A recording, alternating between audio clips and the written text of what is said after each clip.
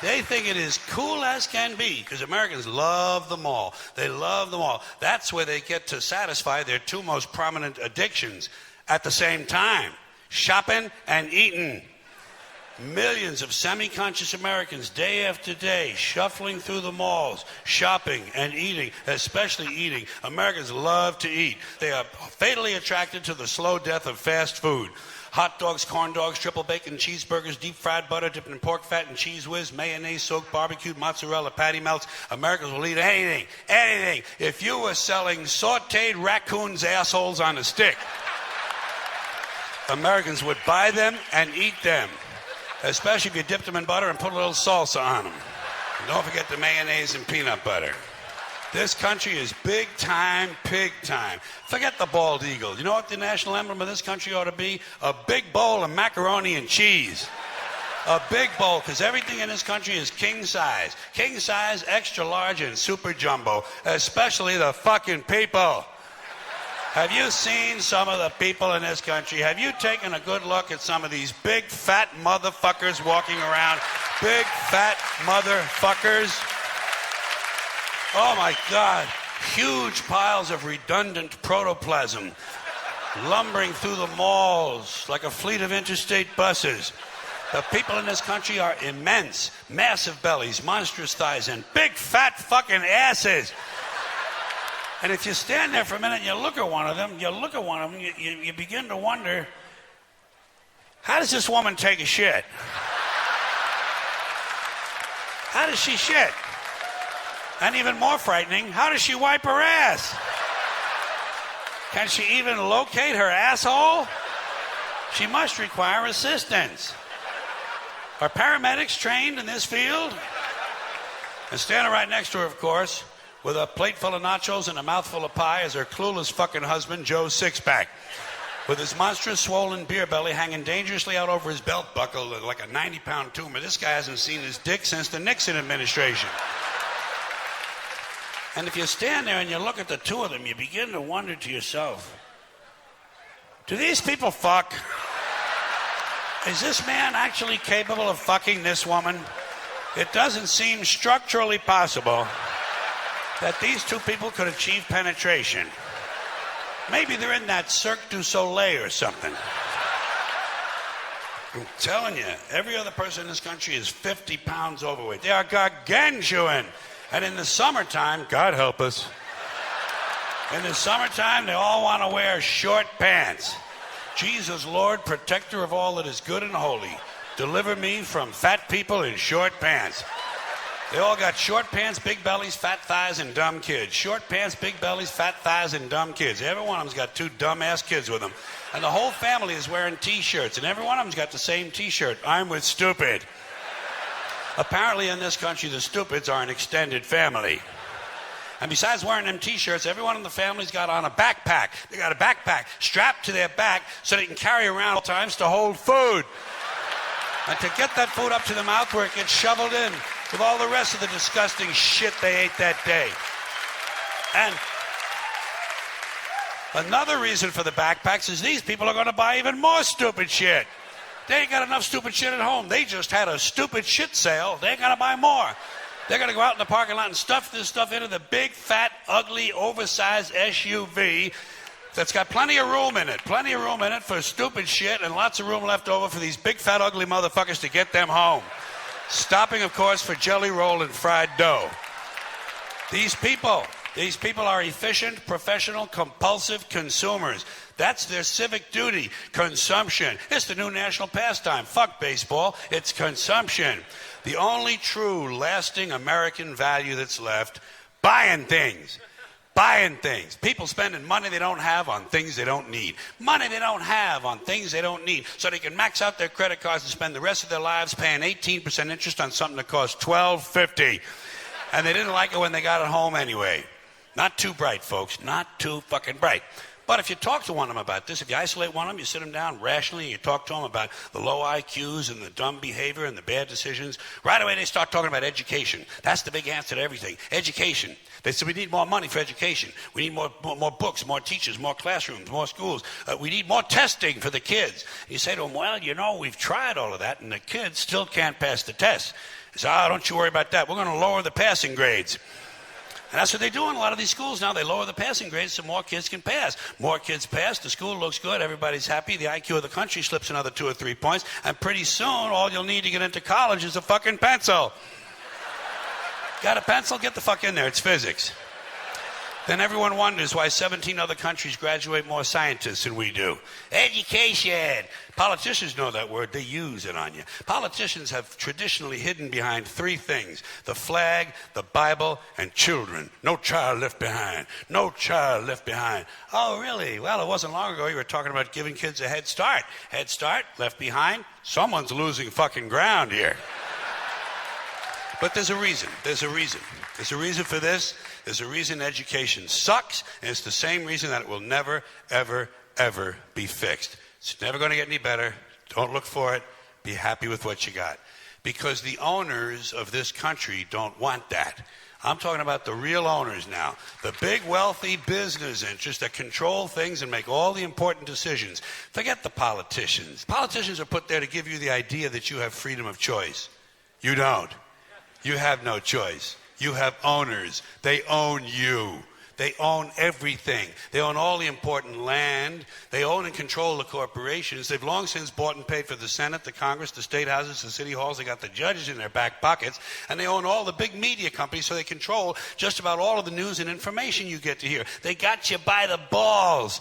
They spend billions of dollars every year lobbying to get what they want. Well, we know what they want. They want more for themselves and less for everybody else. But I'll tell you what they don't want. They don't want a population of citizens capable of critical thinking. They don't want well-informed, well-educated people capable of critical thinking. They're not interested in that. That doesn't help them. That's against their interest. That's right. You know something? They don't want people who are smart enough to sit around the kitchen table and figure out how badly they're getting fucked by a system that threw them overboard 30 fucking years ago. They don't want that. You know what they want? They want obedient workers. Obedient workers. People who are just smart enough to run the machines and do the paperwork, and just dumb enough to passively accept all these increasingly shittier jobs with the lower pay, the longer hours, the reduced benefits, the end of overtime, and the vanishing pension that disappears the minute you go to collect it. And now they're coming for your Social Security money. They want your fucking retirement money. They want it back, so they can give it to their criminal friends on Wall Street. And you know something? They'll get it. They'll get it all from you sooner or later, because they own this fucking place. It's a big club, and you ain't in it. You and I are not in the big club. And by the way, it's the same big club they use to beat you over the head with all day long, where they tell you what to believe. All day long, beating you over the head in their media, telling you what to believe, what to think, and what to buy. The table is tilted, folks. The game is rigged. And nobody seems to notice. Nobody seems to care. Good, honest, hard-working people, white collar, blue collar, doesn't matter what color shirt you have on.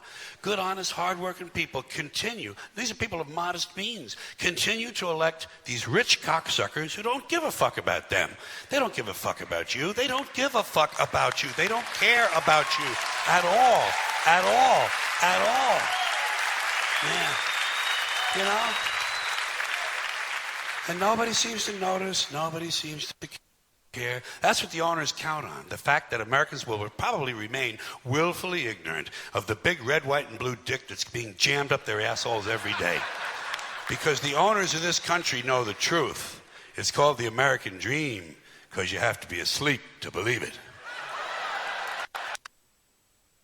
But say what you want about American folks.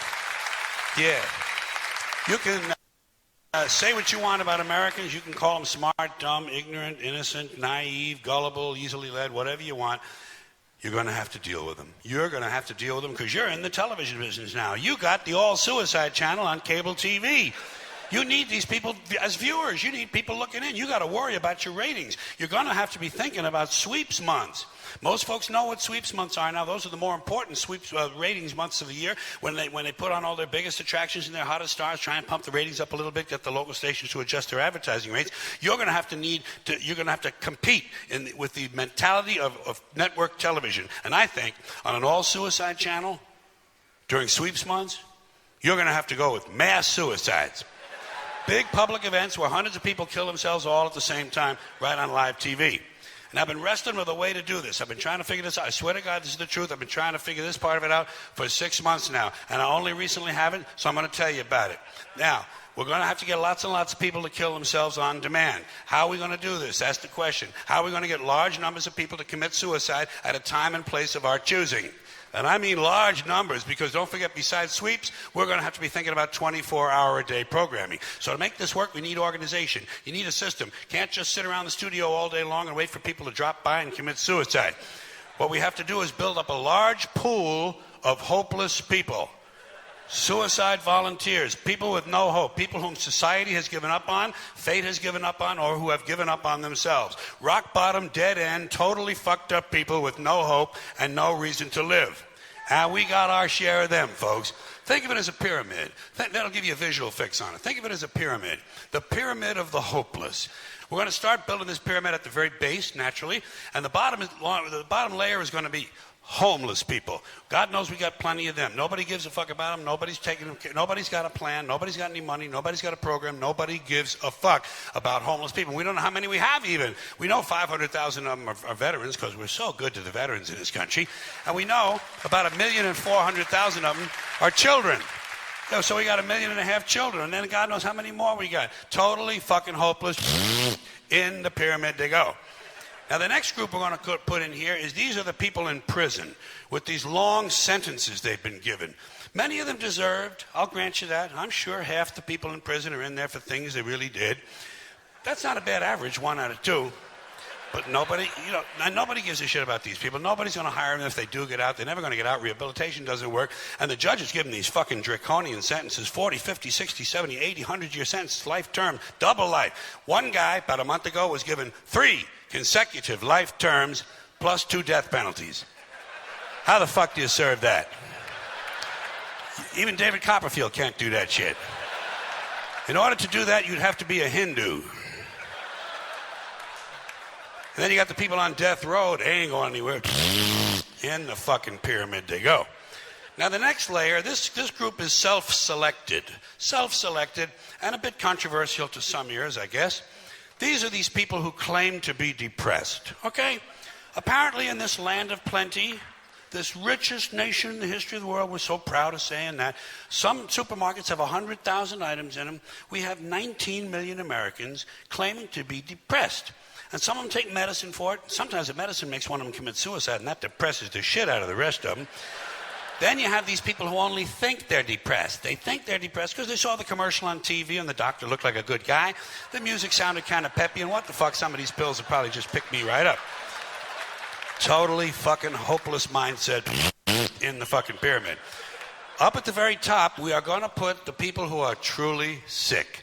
The terminally ill. Unfortunately, no hope for a lot of them. Hundreds of thousands of them. There's no cure for what they have. Some of them, there's no cure because nobody's looking for one. They ain't enough people sick with it, so there ain't no money in the fucking cure.